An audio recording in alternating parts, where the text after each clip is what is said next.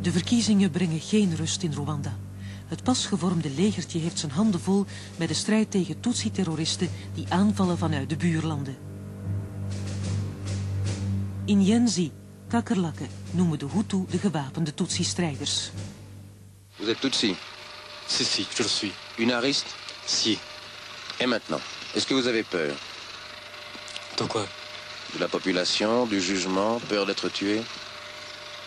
Si c'est la mort, je dois mourir. Si ce n'est pas la mort, enfin...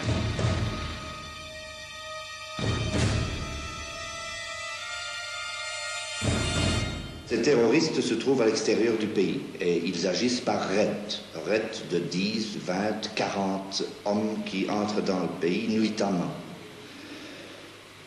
Quelles sont leurs possibilités? Je crois qu'il leur sera absolument impossible de renverser le régime.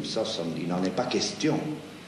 Mais il est possible qu'ils s'attaquent encore à des personnes isolées et qu'il y ait encore des victimes du terrorisme dans les mois qui viennent.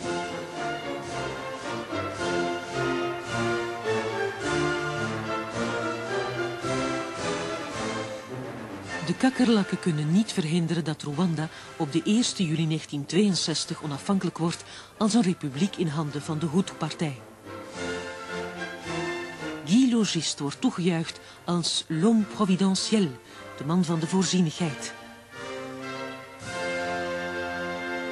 Je suis convaincu qu'il était sincère. C'était un sincère démocrate qui croyait effectivement qu'il avait une mission ici-bas à remplir et qui consistait à libérer le peuple Hutu du joug sous lequel il avait vécu. Vous avez fait ce matin l'éloge du colonel Logiste dans votre discours. Croyez-vous que le colonel Logiste a rendu de grands services au Rwanda?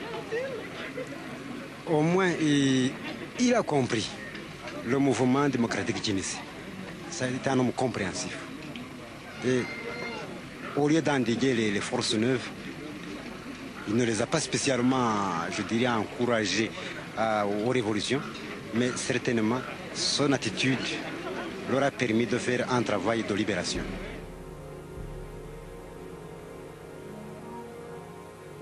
Kolonel Guy Logiste werd in 1962 de eerste ambassadeur van België in Rwanda.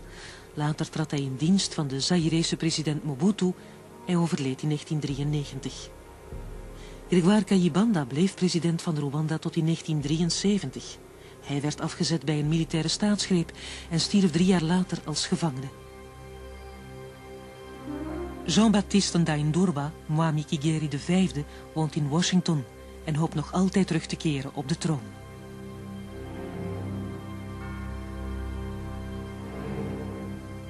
Guy Logiste liet Rwanda achter met een hypotheek die nooit werd ingelost.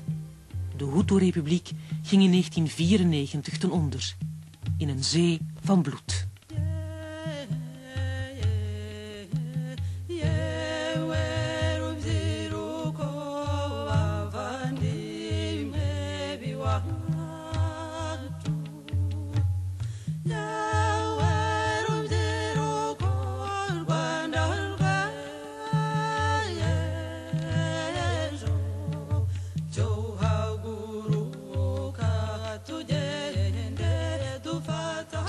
Volgende week sluiten we de reeks Het Donkere Hart van Afrika af met het portret van de keizer van de Centraal-Afrikaanse Republiek, Jean Bedel Bokassa.